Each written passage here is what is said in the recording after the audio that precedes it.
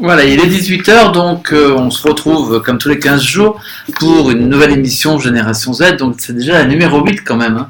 Alors bonjour Iso. Bonjour. Bonjour Clara. Bonjour. Se sont bien passées les vacances? Très bien. Pas trop fatigué avec les balades en vélo? Non, ça va. Ça va? Remise. En remise toutes les deux?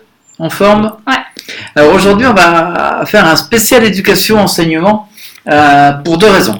La première, c'est que vient de se passer la semaine dernière un événement qui s'appelle Ludovia, où j'allais il y a quelques années, qui parle beaucoup justement d'enseignement avec les nouvelles technologies.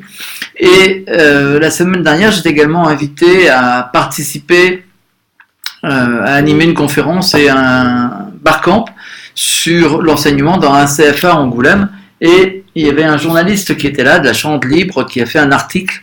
Et je vous ai donné à lire l'article, puisque Clara a même écrit des articles dans son blog. Donc ton blog pour mémoire, c'est quoi l'adresse? cladelcroix.mondoblog.org. Donc voilà, elle a fait des différents articles sur l'éducation et la génération Z. Et Ise a déjà participé avec moi à des conférences, Clara l'a fait aussi, mais un peu moins, pour expliquer justement qui sont cette génération Z. Tu avais fait principalement des conférences, non pas pour l'enseignement, mais sur parents-enfants Internet, sur le comportement des uns et des autres, et on répondait aux questions. Et moi, ce que j'ai noté dans cet article de la Charente Libre, c'est que le principal sujet d'inquiétude des enseignants et formateurs du CIFOP, ressenti par le journaliste, était comprendre cette génération pour mieux communiquer avec elle. Alors ça rejoint également dans la dernière mission qu'on avait fait, la réponse à Bruno Tison, qui nous posait des questions par rapport à un article qu'il avait lu. Je vous renvoie sur le blog Génération Z, on donne les sources et la question de Bruno. Et on retombe un petit peu sur ça. Donc ceux qui nous disent qu'il n'y a pas de génération Z, qu'il n'y a pas de différence avec les autres générations, il faudra qu'ils m'expliquent pourquoi justement le public, les enseignants ont ce problème avec la génération Z. Sinon, je pense qu'on dirait rien du tout. Et le journaliste finit même en disant « Ces jeunes ne vivent pas dans le même monde que les autres ». Et il me racontait en aparté, il est lui-même étudiant dans une université pour devenir journaliste, et il me disait « Mais en fait, je vois les jeunes autour de moi, et on est complètement largués. » Et donc on se dit « C'est quand même un étudiant qui est pas très vieux, et il y a un gros écart d'une année sur l'autre, de 2 années, ou quelques années sur l'autre. Mais même vous, je crois que vous réagissez sur ça. On en parlera peut-être en cours de route. Il insistait également beaucoup dans son article sur le côté do it yourself, en fait, même pour l'enseignement, que vous pouvez apprendre vous-même par ces vidéos qu'on trouvait sur Internet. Il parlait éventuellement du fait que certains n'iraient pas à l'université. Et c'est quoi ça? Le message est tombé, c'est pas grave. On va juste le mettre là. Pas être embêté, c'est parce que ils ne voyaient pas le chat qui se mettait en cours. Voilà, comme ça on le voit. Presque. On ne va pas recommencer à avoir des problèmes comme la dernière fois quand même. Hein. C'est l'outil. Donc, oui, en discutant avec des personnes qui étaient présentes là-bas, c'est vrai qu'à un moment on est arrivé sur une problématique qu'on évoque très rarement. C'est d'une manière générale, quand on discute avec des générations Z, mais de manière orale, non pas par les réseaux sociaux ou au travers de ces outils, dès qu'on leur dit quelque chose, dès qu'on leur donne une information, ils ont tendance à le prendre comme une critique.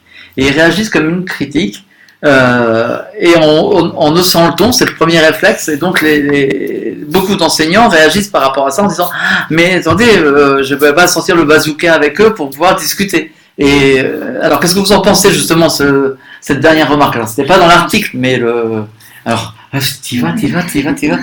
Qui se lance? Bah ouais, en fait, on prend pas tout non plus comme une critique, je dirais, mais c'est-à-dire que je sais pas comment expliquer. Ouais, à l'oral, on se sent plus facilement agressé qu'à l'écrit quand on nous dit quelque chose. Enfin, je sais pas. C'est peut-être parce qu'il n'y a pas les émojis ou quoi. Ouais, voilà, on n'est pas sûr de l'émotion de la personne. Du coup, on sait pas si elle dit ça vraiment gentiment pour nous aider ou si c'est une critique ou on sait pas vraiment c'est quoi. Après, on peut le savoir, quoi, mais ça dépend le contexte, je pense aussi. Ouais, alors qu'à l'écrit, c'est peut-être plus simple aussi parce que... à l'écrit, c'est blanc, c'est noir, quoi. Ouais, voilà. Moi, mais tu peux aussi interpréter aussi à l'écrit. Ouais. Mais après, peut-être qu'à l'écrit, ce qui t'aide aussi, c'est si on met des emojis, genre un point ou pas à la fin, des choses comme ça. Si je te dis un truc, ouais, j'aime pas ça, si je te le dis à l'oral, genre c'est tout, et j'aime pas. Alors qu'à l'écrit, je pourrais mettre point d'exclamation, ça veut pas dire que que je trouve ça complètement nul. Alors que je pourrais me mettre avec un point, je veux dire avec un point. Tu vois ce que je veux dire? Non. Bon, bah, c'est pas grave. Alors, moi j'avais une autre question aussi à vous poser, parce que ça c'était la réaction de l'adulte, mais entre vous, quand vous êtes entre vous, est-ce que vous réagissez de la même manière quand vous discutez? Est-ce que vous prenez, quand vous êtes en discussion, le fait que l'autre soit pas d'accord avec vous ou n'importe quoi, est-ce que automatiquement c'est une critique? Bah non. Alors comment vous expliquez qu'avec des adultes c'est une critique et qu'avec des gens de votre âge c'est pas une critique? Peut-être on n'utilise pas les mêmes mots. Ouais, ou je sais pas. Les mêmes formes de phrases ou de la manière qu'on le dit, ouais, voilà. Parce qu'après, il y a aussi des fois entre nous, on comprend le langage, tu vois, des jeunes et tout. Alors que parfois, avec les gens qui sont plus âgés, il y a des mots que vous comprenez pas ou qui ont plus le même sens que vous les utilisiez. Et du coup, je pense que ça crée aussi des quiproquos à ce niveau-là. Ouais. Parce que je sais, parfois, on vous apprend des mots, vous les connaissez pas. Mais alors, c'est pas tout le monde, parce qu'en fait, on a eu une réaction, on a été très surpris aussi avec Ise, parce qu'on a même des enseignants qui ont réagi sur l'article sur justement les points en fin de phrase, etc.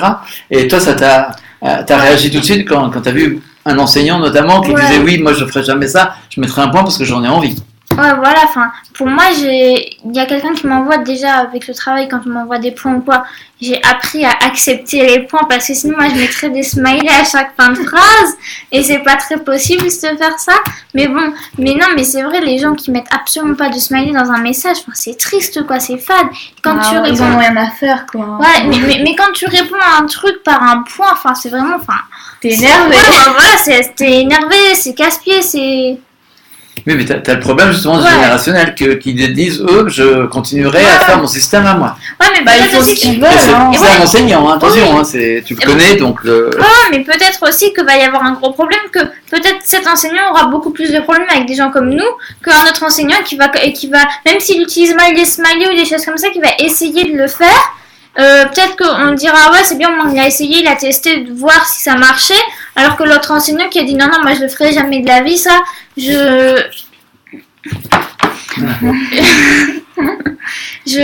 coup je m'ai coupé.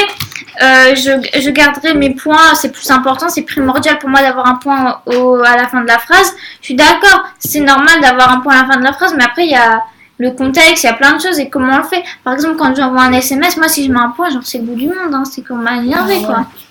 Genre si j'envoie un message à Clara, ok point, là c'est bon, c'est la guerre qui est déclarée. Mais ça fait la transition, justement, ce qui était marqué, il y avait deux interviews également de personnes qui étaient présentes dans la salle, un enseignant, qui était un enseignant de commercial, de vente, et quelqu'un qui dirigeait les masters, on va dire les masters. Et justement, l'un des deux disait que j'avais un discours qui était très optimiste. Alors, je sais pas, on y reviendra après, mais grosso modo, c'était mieux avant. Alors, en fait, c'est son discours à lui, que oui, pour lui, au niveau des relations sociales, c'était quand même mieux avant. Et je me demande si, en fait, on touche pas le nœud du problème là, en disant que les communications ont évolué. Vous mettez pas de point à la fin, c'est mal perçu de mettre un point, et on a des gens, effectivement, certains pédagogues, qui veulent pas basculer, c'est-à-dire qu'ils vont continuer à mettre des points, tout en sachant que ça vous importune. Mais aussi, c'est peut-être des gens qui n'ont pas tout compris. Parce que ces gens-là, s'ils font ça, après vont se plaindre d'avoir des problèmes avec les élèves, etc. En fait, c'est un cercle vicieux. Si nous, on veut bien faire un pas dans leur sens, mais si eux, ils font pas un pas dans notre sens, on fera jamais. Alors qu'un prof qui va dire, ok, j'essaye de faire ou j'essaye d'apprendre, ça peut-être plus, on va peut-être être plus attentif, par exemple, à ses cours ou des choses toutes bêtes, quoi. Après, je sais pas si c'est une bonne réponse ou une mauvaise, mais... Non, mais c'est une réponse commune, que t'apportes. T'as quelque chose à ajouter, toi, Clara, par rapport à ça ou pas? Pour c'était mieux avant, en fait, pas vraiment, parce que je sais pas comment c'était avant. Oui, mais c'est ce que eux te disent, en disant c'était mieux avant. Mais ils ont peur de l'inconnu aussi, je pense que c'est aussi une peur qui se reflète dans leur discours. Ouais, ils ont peur de l'inconnu, je pense. Ils savent pas ce qui va se passer, du coup, ils sont anxieux à savoir ce qui va se passer, quoi.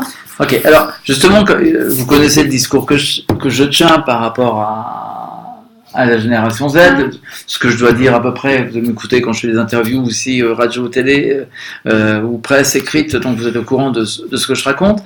Est-ce que vous avez l'impression que mon discours est optimiste par rapport à vous? De la génération Z, je ne parle pas par rapport à vous deux. Je prends pas les bons témoins pour être... Non, mais est-ce que vous trouvez que je suis optimiste ou pas par rapport à votre avenir? Bah, c'est un peu la vérité quand même. Ah, je sais pas. Après, je sais pas de quoi sera fait l'avenir, on peut pas peut dire, pas quoi. savoir. Genre, on peut pas savoir. Ouais, enfin... Oui, mais quand, si tu veux, c'est en réaction aussi à ce qu'il dit en disant en fait c'était mieux avant, donc l'avenir il va être compliqué pour la génération Z. C'était toujours mieux avant, on peut pas vivre dans le passé constamment. Non plus. Non, après moi, du coup, je sais plus ce que je veux dire. C'est que ouais, bah en fait ils savent pas en fait, on peut pas dire si le futur il sera mieux ou s'il sera moins bien qu'avant parce qu'on l'a pas vécu, donc on peut s'imaginer de comment ça sera, on peut se faire des suppositions, mais après on peut pas savoir réellement quoi. Ok, alors moi je suis plus prof depuis quelques années maintenant. J'ai quitté mon poste de maître de conf associé et Clara a un problème de chaise visiblement.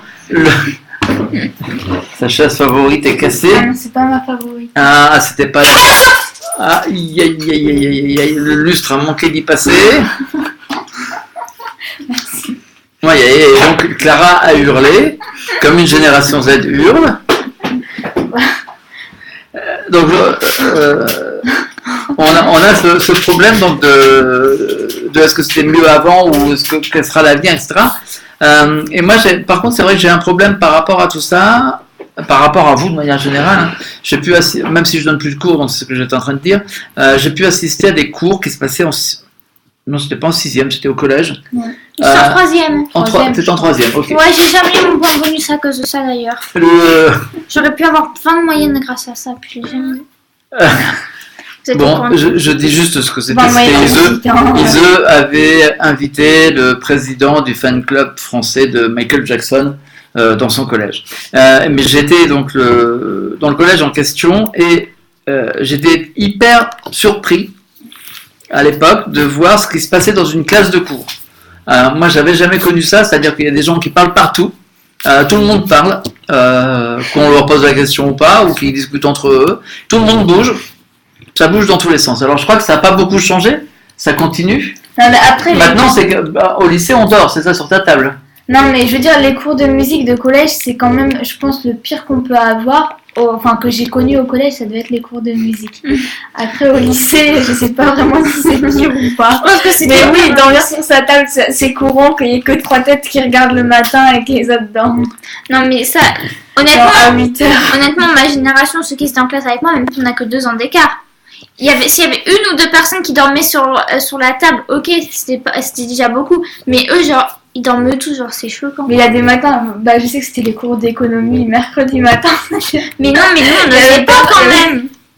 Mais non, ce qui est dramatique, à mon sens, c'est qu'elle est en train de se marier à ce sujet-là. Hein. Mais bon, c'est là qu'on a les différences de génération, on va dire. Et donc, les profs disent que c'est salon de thé, quoi, les cours. C'est un peu ça. Parce que parfois, ils font les petits déj, tu sais, pendant les heures de cours.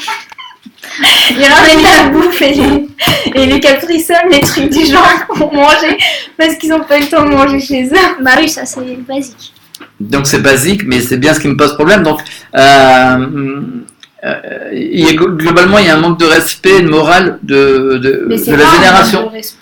Tu me laisses finir quand même. Un manque de morale et de respect de la part de la génération Z. Il n'y a pas que sur ce point-là, il y a plein d'autres points comme ça. Quand vous parlez avec des gens que vous adressez à eux, et c'est vrai que d'un autre côté, on viendrait d'établir la morale, mais les cours de morale qu'on avait nous quand on était à l'école primaire, etc., à mon avis, c'était un peu plus poussé que ce qu'on voit maintenant.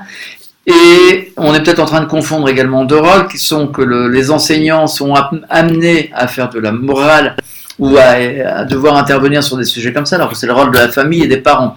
Donc il y a un éternel problème qui est celui de la désaffection du rôle des parents On en parlait également pendant la conférence avec des différentes personnes.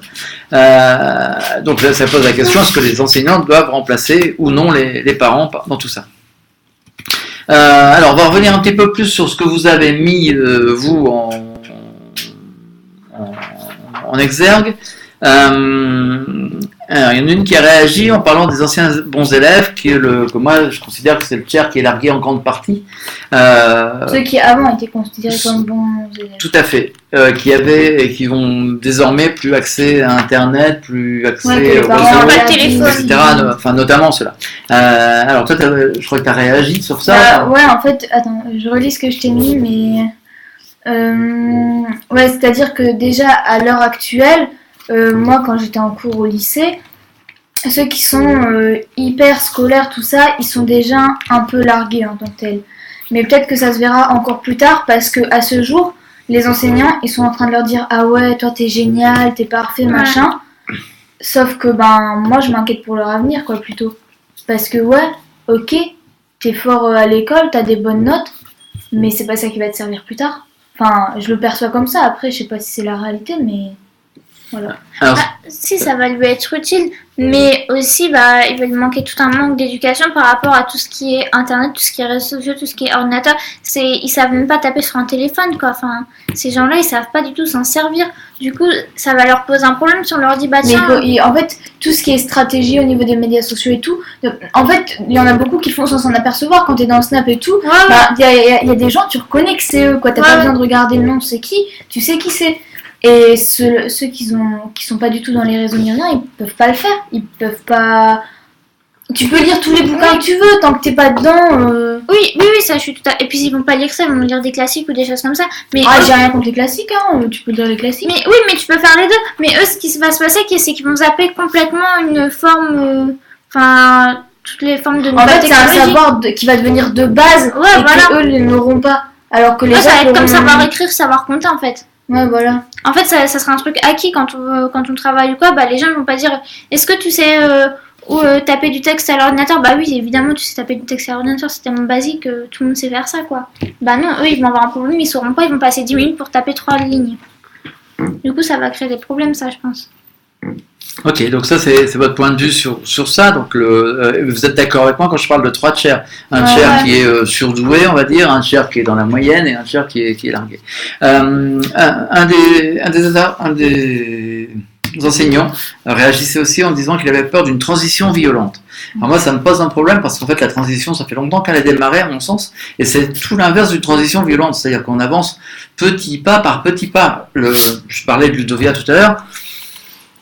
La raison d'être de Ludovia il y a quelques années, oui, il y avait plein de chamboulements de tous les côtés, il y avait plein d'ouvertures qui se faisaient, et j'ai l'impression que désormais c'est rengaine, quoi. On reparle toujours des exploits du passé, en remettant. Je me rappelle avoir fait une conférence il y a déjà quelques années où quelqu'un parlait de c'était formidable, il avait créé un blog. Seulement mon blog à moi, je l'avais créé presque 10 ans plus tôt, quoi. Donc c'est pas, à mon sens, très violent, quoi. C'est au contraire, petit à petit, quand on y arrive, le problème qu'on a, c'est que les élèves sont de plus en plus demandeurs. Et donc, comme les gens n'ont pas évolué pendant les 10 ans passés, effectivement, pour eux, ça va être violent parce que ils vont se prendre en plein et ce sera du jour au lendemain qu'ils vont devoir s'y adapter. Alors qu'ils ont eu tout le temps, mais ils ne l'ont pas fait. Est-ce que vous êtes d'accord ou pas avec ça? Ils ont préféré rester sur ce qu'ils connaissaient, sur leur base. En plus, je veux dire, tout ce qui est au niveau technologie, après, je me rappelle pas vraiment quand j'étais toute petite, mais je sais que c'était vers 2007, il y a eu l'iPhone qui est sorti, le premier.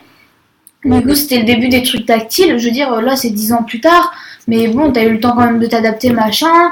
Les ordinateurs, je sais pas exactement quand c'est apparu, parce que je crois qu'il y en avait tout le temps depuis que j'existe. Donc, pour moi, c'est normal. Mais... Après, tout en fait. Les téléphones, on les a vus évoluer. Nous, avant, on avait les postes qui étaient fixes. Après, t'avais les postes qui étaient, tu sais, les trucs dans la maison, comme on a. Les téléphones portables de maison, quoi, sans fil, quoi. Ouais, téléphone sans fil. Et après, t'as eu les portables. Au début, les tout moches comme le Motorola de papa. Et puis après, les tactiles et tout. Non, après, il y avait ceux avec les claviers, là, tu sais, qui font ploup. Ouais. Bon, voilà. Ok, alors, il y a une question aussi qui était posée par l'autre personne qui était interviewée, qui disait comment les intéresser avec des outils dont on n'a pas forcément l'habitude. Alors, Ça, c'est une grosse question, à mon sens, que beaucoup de pédagogues se posent. C'est la fameuse question, faut-il mieux faire de la pédagogie et aller choisir les outils derrière, ou faut-il mieux connaître les outils et faire la pédagogie en fonction de ces outils? Alors moi, je dis que c'est un mixte des deux et que c'est très compliqué parce qu'il faut une connaissance des outils approfondie pour pouvoir les utiliser dans n'importe quelle situation et trouver la réponse de ce qu'on veut, et avoir ces moyens pédagogiques et ces théories pédagogiques d'un autre côté, et c'est l'amalgame des deux qui fait qu'on peut y arriver. Mais la question, elle n'est pas mauvaise, je pense. Enfin, je sais pas ce que vous en pensez, vous, c'est comment les intéresser avec des outils dont on n'a pas l'habitude Que les pour enseignants. les enseignants. Bah, c'est qu'il faut qu'on forme déjà les enseignants. Ouais. Mais il faut qu'ils veulent être formés aussi. Ça aussi. Non, mais aussi, il faut qu'ils soient formés par des gens compétents. Parce que les enseignants qui sont formés par un autre enseignant qui s'y connaît dans le domaine, merci. Hein. Ouais, c'est ce que ça Bon, donne. parfois, il y en a qui sont bien, je dis pas, mais parfois, Ouais, mais il y en a c'est qui rare, sont, quoi. Ok, je continue. Alors, les jeunes sont bons là où ils sont intéressés. Il y a quelqu'un qui a réagi à ça. Bah ouais. Je suis d'accord. Non, mais c'est vrai, mais en fait, je comprends pas. Vous aussi, vous êtes bon en quoi vous êtes intéressé? C'est parce que je pense que la phrase est venue du fait que moi, dans ma conférence, je dis à un moment, je parle de concentration et de... Oui, d'accord, que par que vous êtes exemple, les dessus, jeux vidéo, et et ben, que vous pouvez rester plusieurs heures dessus. Donc, ouais, voilà, parce je crois qu'on que dit c'est ça. tout le temps qu'on peut pas rester Oui. concentré longtemps, mais... Ouais, non, mais enfin... Mais je pense que vous aussi, vous êtes bon dans ce que vous aimez bien, enfin, quand t'es intéressé. Après, enfin, moi, ça me semble logique de m'orienter vers... Enfin, même dans un métier, de m'orienter vers quelque chose qui m'intéresse. Je vais pas me faire chier toute ma vie, quoi. Ouais, ça, je suis d'accord, c'est normal, quoi. Ah, je sais pas, Ouais, moi, non, mais c'est je normal. laisse vous exprimer, Non, justement. mais tu vas pas faire un truc... Enfin, c'est sûr que tu vas être plus intéressé par un truc qui t'intéresse. Enfin, c'est bien logique. C'est logique. Ah, voilà. Ah non, mais... Bah non, mais si ça t'intéresse, tu vas donner plus de cœur à Ouais. l'ouvrage. Du coup, bah c'est sûr Ouais, que puis tu réussiras mieux. t'approfondis, etc., quoi, si ça t'intéresse réellement. Alors, je vous donne une autre piste. Les pédagogues doivent façonner des gamins à un monde qu'ils ne connaissent pas. Et alors, il y a quelqu'un qui était gentil avec nous, pour nous les vieux, je parle, en disant ça doit pas être facile. Je pense que c'est clair, Bah ouais, ça, c'est moi. c'est ça. Hein. Bah ouais, non, mais c'est vrai. Enfin, moi, je comprends que vous pouvez pas forcément maîtriser autant les outils que... Je dis pas que nous, on les maîtrise à la perfection, mais... Enfin, on les a toujours connus, ces outils. Du coup, bah, il y a une forme de... que c'est inné chez nous, tu vois, l'utilisation. Que vous avez pas. Du coup, ok, on peut pas vous en vouloir. Mémé, je vais pas lui demander... déjà qu'elle croit que c'est Siri qui appelle chez elle, parce qu'on lui a montré Siri. Alors, on va préciser tout de suite. Mémé, c'est ma mère qui a 85 ans. 84 ans. Ah, c'est Pépé. Et donc, qui a pas d'ordinateur, qui a pas de Ah, il n'y a pas de portable, wifi, il n'y a pas il n'y a pas de wifi. Il y a la télé. Voilà. Déjà, il y a la télé, c'est pas Donc mal. voilà, elle pense que quand le téléphone l'appelle, c'est Siri qui l'a appelé. Parce qu'un jour, on lui a montré, on a fait à Siri, appelle Mémé. Et du coup, bah, ça a sonné chez elle. Et du coup, elle croit que c'est Siri qui appelle quand ça sonne. Donc voilà, donc c'est ce qui explique qu'effectivement, et c'est vrai que c'est pas Mais pour intéresser que pour elle, ça doit être des gens de votre compliqué. âge. Intéresser des gens de votre âge avec votre manière de faire et de fonctionner, c'est pas toujours évident. Et donc c'est vrai que c'est pas une tâche facile pour nous au quotidien, surtout qu'on doit donner des cours avec eux.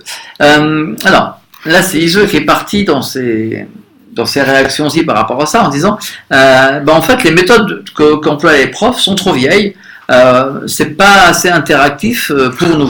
Non, mais ça, je suis d'accord que c'est vieillot. En fait, on enseigne comme on enseignait à votre époque. Enfin, je sais pas, je peux pas dire comment c'était à votre époque, mais c'est-à-dire que on a toujours les cahiers qu'on écrit, les livres. on a nos livres, on a alors qu'en fait, en plus, on pose plein de problèmes avec les bouquins. Ouais, ça fait mal au dos aux gamins et tout. Mais si on avait les bouquins sur des ordinateurs ou quoi, y a pas de problème de maux de dos, quoi, parce que pour ton ordinateur. Ise, Et après, les transparents et tout qu'ils utilisent au collège ou les vidéoprojecteurs. Puis maintenant, ils ont les TBI, c'est génial. On les utilise comme vidéoprojecteurs. Ouais. Non, mais par rapport à ça, en fait, j'ai l'impression que ça n'a pas évolué. On utilise toujours les mêmes manuels. Enfin, Les manuels ont évolué parce qu'ils sont Les contenus sont- voilà, les contenus sont mis à jour. Mais par contre, c'est toujours la même chose. En fait, c'est le prof, il débite son cours. Puis si on a une question, il y en a qui vont nous dire ah ouais, mais t'avais qu'à écouter, c'était dit plus tôt. Même si on n'a pas compris, il va limite nous engueule parce qu'on n'a pas compris. Donc moi je trouve que ça fait vieillot comme méthode et que c'est Ils vivent pas vraiment dans l'air du temps quoi. Bah ouais, en fait, il y aurait plein d'outils que ça pourrait être vachement plus intéressant de nous montrer des choses. Mais ça pourrait leur simplifier la vie à eux aussi. Mais non, faut qu'ils le fassent avec le livre. Après aussi, il y a des profs qui font ça parce qu'en fait, le cours, ils l'ont avec le livre et du coup, ils font rien du tout comme cours. Donc, je peux comprendre. Hein, c'est comme ça, c'est simple. Mais bon, non, mais sinon, je vois pas l'intérêt. Ils ont pas essayé de se mettre à jour avec les ordinateurs, etc. Du coup, ça fait toujours, t'as la même chose. Voilà. Ça demande beaucoup de boulot. Mais alors oui, des charges. oui, oui, je comprends aussi. Mais d'un autre côté, il y en a, ils sont rares, hein, mais on en trouve de temps à autre qui sont géniaux, qui te font faire des trucs avec les ordi et tout. Il y en a vraiment, c'est bien. Ouais, mais après, c'est aussi... Non, mais après, c'est aussi directement dans les établissements même qu'il y a un problème, que les établissements sont pas adaptés pour faire des cours. T'as pas toutes les salles qui ont des TBI. Les salles qui ont des TBI, t'en as 2 par étage. Ou des ça trucs c'était comme chez vous, nous, il y avait partout des TBI. Non, nous, il n'y en avait pas partout. Il y avait parfois des TBI, parfois des vidéoprojecteurs. Ah, nous, Ou après, les profs qui veulent faire des cours en salle informatique, parce que si tu veux faire un cours... Ah, nous, on n'avait que 2 salles informatiques. nous aussi, non, après, nous, il y en avait dans le bâtiment S, mais... Bon, nous, on en avait plusieurs, des salles informatiques, mais il y avait les prépas aussi qui y vont parfois. Mais les salles informatiques, le problème, quand il y a la moitié des moniteurs, des postes qui sont en panne, c'est compliqué pour un enseignant de faire son cours de manière interactive sur Internet et tout. Ouais. Je pense qu'il y a aussi un problème au niveau matériel logistique. Juste une question comme ça, est-ce que l'une des deux a eu un enseignant qui faisait de la pédagogie inversée? Ah, mais en fait, ils en foutent. En fait, les 3/4 des professeurs se vendent d'enfer en disant oh, on va faire de la pédagogie inversée aujourd'hui. Mais est-ce qu'ils en font réellement? C'est ça ma question, évidemment. Moi, j'ai eu un cours, c'était un samedi matin en éco. Et en réalité, ce qui s'est passé, c'est que c'était nous qui posions les questions à la prof. Et la prof, à la fin des 2 heures, en plus c'était 2 heures et tout, donc du coup, on n'était pas trop motivés, souvent samedi matin. Elle a dit ouais, je vous ai jamais vu autant motivé, autant...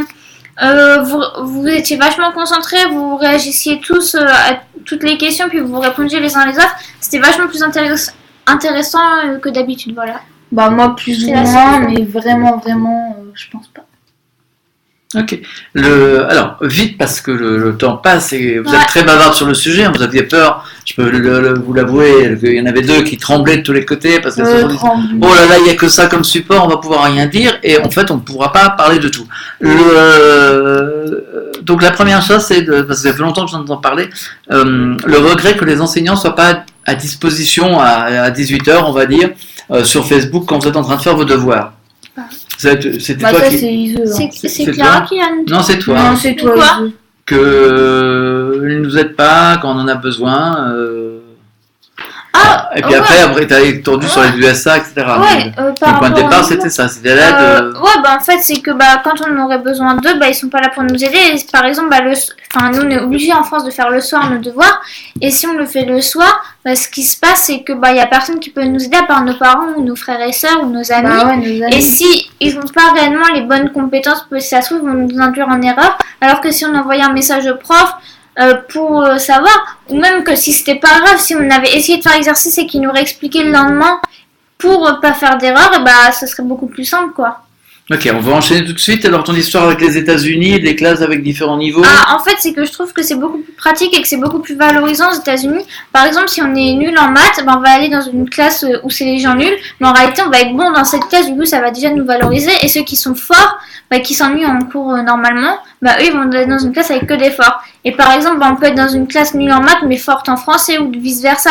Et du coup, ça fait que on trouve toujours une matière qui va nous convenir et où on va être fort, quoi. Du coup, je trouve que ça permet de valoriser les gens et que ce soit plus cool, quoi, d'aller en cours. Parce que si tu vas dans des cours que tu comprends, c'est beaucoup mieux, quoi. Ouais, qui sont à ton niveau. Parce qu'en fait, il y a aussi un problème, c'est que les niveaux sont disparates parfois dans les classes. Et en fait, les profs font cours que pour un type d'élèves. Et du coup, ceux qui sont très forts vont trouver ça ennuyant. Et ceux qui ont un niveau plus faible vont s'ennuyer parce qu'ils vont rien comprendre. Du coup, ils ont les 3/4 des élèves qui s'ennuient. Du coup, c'est pour ça que je trouvais que Mais en fait, je pense que ce problème, il n'y avait pas à l'époque parce qu'en fait, nous maintenant on a internet et du coup on peut chercher, s'informer sur des sujets et du coup par exemple connaître super bien un sujet et c'est le sujet du cours des profs. Du coup je pense qu'il y a aussi ce problème là. Peut-être. Et ben voilà, j'aurais même pas passé toutes les questions en vue et tous les points que vous avez ajoutés. Donc ça sera pour une autre occasion, hein, faut pas s'inquiéter, on en reparlera. On vous souhaite une bonne semaine, une bonne quinzaine même, et à dans 15 jours pour la prochaine émission, la numéro 9 de Génération Z en septembre. Bonne rentrée et bonne braderie pour ceux qui sont sur l'île. Bonne braderie. Au revoir. Au revoir.